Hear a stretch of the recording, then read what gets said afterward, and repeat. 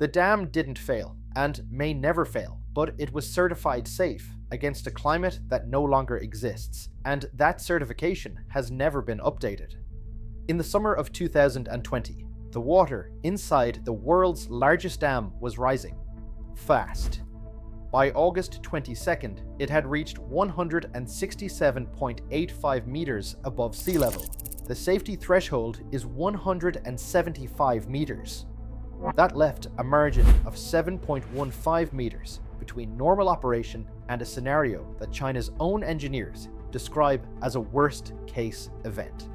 7 meters in a structure holding back 42 trillion liters of water, with 400 million people living downstream. The dam did not fail, but the number that almost nobody is talking about isn't the water level that was reached. It's the water level that was supposed to be impossible. The Three Gorges Dam sits on the Yangtze River in the Hubei province of central China. It is 2,335 meters long and 185 meters tall. It is the largest power station ever built by human beings. That is the story most people tell about it. Here is a different one. Construction began in 1994. It took 17 years and cost the equivalent of $37 billion. In the process, 1,400 square kilometers of land were permanently flooded. More than 1,000 towns and villages disappeared underwater, and 1.4 million people were forced to leave everything they had ever known. That number matters, not because of what it says about the dam's construction, because of what it says about what happens if the dam ever fails. The people who were displaced to build it did not move to somewhere safer. Many of them moved downstream. The Yangtze River Basin is one of the most densely populated regions on Earth. Wuhan sits roughly 700 kilometers below the dam, a city of 11 million people. Downstream of Wuhan, there is Nanjing. Then Shanghai, a city of 26 million, built on a sediment plain at the river's mouth. Between the dam and the sea, the river runs through the living centers of nearly half of China's total population, 400 million people. The engineers who designed Three Gorges understood this. The dam was built with a specific mandate: to protect the Yangtze Basin from a 1,000-year flood. A flood event so catastrophic, so far outside normal seasonal variation that it should occur, statistically, once in a millennium. The design peak flow the dam was built to withstand was 98,800 cubic meters per second. Engineers pulled flood records going back to 1,877. They identified every major inundation in documented Yangtze history. They found the worst plausible scenario. They built to survive it. The design was rigorous. The assumptions were reasonable. The assumptions were made in 1992. Before we get to what happened in 2020, there is someone you should know about. His name is Wang Weiluo. He is a hydrologist. From 1981 to 1985, he worked on the feasibility study for the Three Gorges project, one of the teams asked to evaluate whether the dam should be built at all. After that, he left China. He took a position in Germany, and from there, for the next 3 decades, he kept watching. Wang was not alone in his concerns. When the dam came to a vote in China's National People's Congress in 1992, something unusual happened. 1/3 of the delegates voted against it. In a legislative body not known for dissent, that was extraordinary. The dam was approved anyway. Wang kept writing. He published articles in international media. He argued that the concrete blocks forming the dam's body were not anchored to the bedrock beneath them, that they were, in his words, just sitting on top of it. He argued that the steel reinforcement in the dam's construction had failed international quality standards, a fact, he said, was documented and reported to China's State Council at the time. And he argued, with increasing urgency over 30 years, that the dam was not capable of doing what it had been built to do. The Chinese government did not respond to Wang Weiluo. It censored him. His work was blocked inside China. His name was removed from domestic discourse. That was the situation in June 2020, when the water started rising.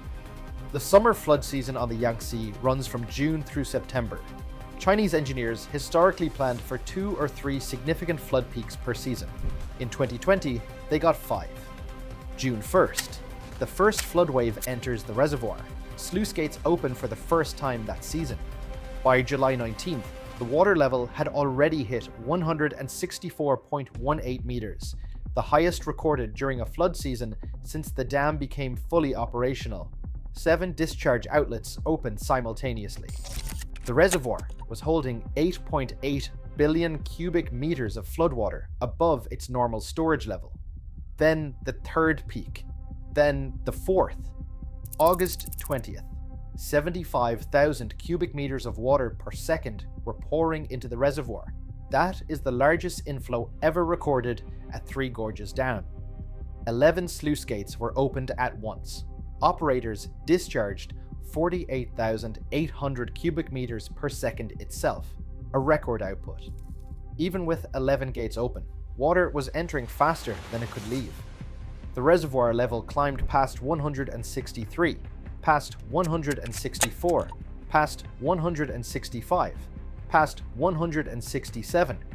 On August 22nd, it reached 167.85 meters, the highest level ever recorded in the dam's operational history. Desiree Toulas, a professor at Oregon State University who has studied the Three Gorges project for years, was watching those numbers. They will do everything they can, she said, to prevent the dam from overtopping.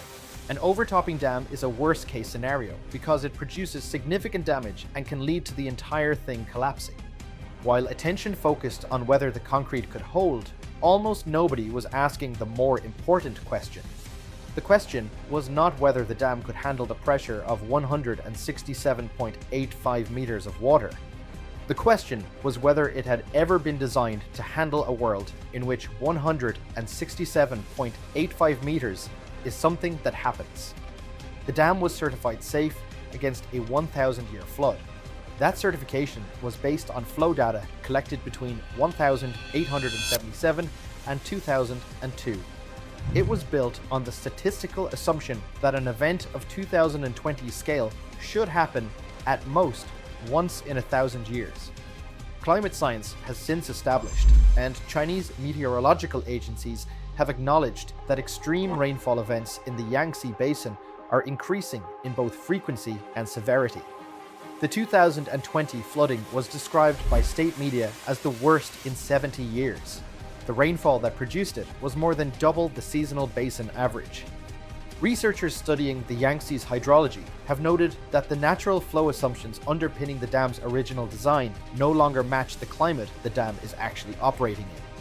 The safety certification has never been updated to reflect this. The dam was built for a 1,000-year flood. The world has changed. The certificate hasn't.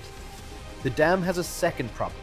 It is slower and quieter than a flood season, and it has been accumulating since the day the reservoir first filled. Sediment. Every river carries silt. The Yangtze, draining one of the world's largest mountain systems, carries enormous quantities of it, approximately 40 million tons per year, settling in the reservoir zone alone. Before the dam was built, that sediment flowed freely to the sea. Now it doesn't. Now it settles on the reservoir floor, year after year, and it occupies space. Space that was designed for water. The flood storage capacity of Three Gorges, the buffer that absorbed 5 consecutive flood peaks in 2020, depends on the reservoir having room to fill. Sediment takes that room away. It cannot be fully flushed. It cannot be reversed. It is a slow, irreversible compression of the margin between a bad flood season and a catastrophic one. This was precisely what Wang Weiluo had been warning about for decades. He could not say it inside China. The government did not permit it. In 2011, just 5 years after the dam body was completed, Chinese officials made an admission. The project had what they called urgent problems. They cited geological instability in the reservoir area, landslide risk, water quality decline, and what they described as environmental pressures that had not been adequately addressed. It was the closest the Chinese government had come to confirming what critics had been saying for 2 decades. There was no independent reassessment that followed, no updated flood safety certification, no public reckoning with what the sedimentation figures meant for the dam's capacity in the years ahead. The officials said the problems would be managed. The problems are still being managed.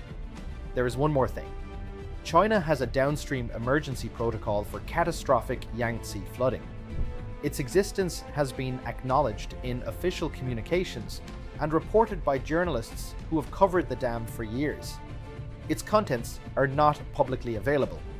The populations of Wuhan, Nanjing, and the cities of the lower Yangtze are not told what the plan involves, what triggers its activation, or how much warning they would receive. During the 2020 floods, with the dam at 167.85 meters and 11 gates open, 38 million people were evacuated from the Yangtze Basin. That was from the flooding that occurred while the dam was holding. What the protocol looks like for a scenario where it doesn't hold is not a question with a public answer. The Three Gorges Dam has not failed. It may never fail. The engineers who built it were not negligent. The physics are real. When flood peaks arrive, the structure does what it was designed to do. It holds water. It absorbs the surge. It buys time for the cities downstream, but it was designed to do those things against a specific threat. The threat has shifted. The assumptions encoded in its safety certification about how often a flood of this magnitude occurs, about what the upper limit of a single season's rainfall looks like, about what a worst-case event means. Those assumptions belong to a climate that no longer exists.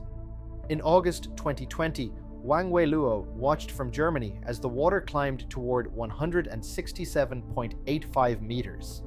He had spent 30 years warning that something like this was coming. He had been silenced, dismissed, and excluded from every official conversation about the structure he had spent years studying. The margin between what happened and what the dam was designed to prevent was 7.15 meters. That number might sound like safety. It might be safety. But it was calculated against a 1,000-year flood standard derived from a climate that has since changed inside a reservoir whose flood storage capacity has been quietly reduced by 30 years of sediment, certified as sufficient by an assessment that has never been updated. The flood season on the Yangtze begins again in June. It always does.